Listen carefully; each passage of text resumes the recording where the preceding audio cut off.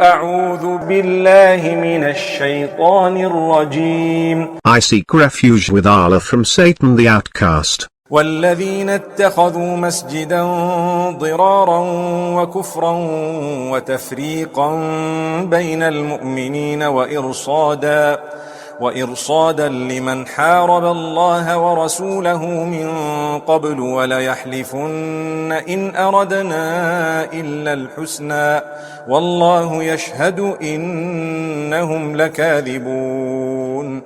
Then there are those who establish a mosque to cause harm, and disbelief, and disunity among the believers, and as an outpost for those who fight Allah and His Messenger, they will swear, "Our intentions are nothing but good," but Allah bears witness that they are liars.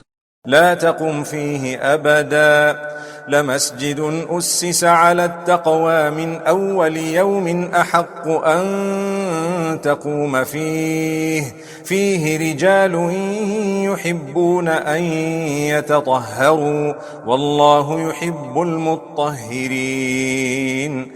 Do not stand in it ever. A mosque founded upon piety from the first day is worthier of your standing in it. In it are men who love to be purified. Allah loves those who purify themselves.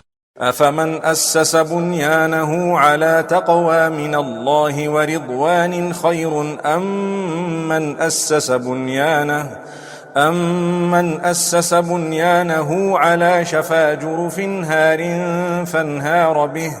فانهار به في نار جهنم والله لا يهدي القوم الظالمين. Is he who founds his structure upon piety and acceptance from Allah better, or he who founds his structure on the brink of a cliff that is about to tumble, so it tumbles with him into the fire of hell? Allah does not guide the unjust people.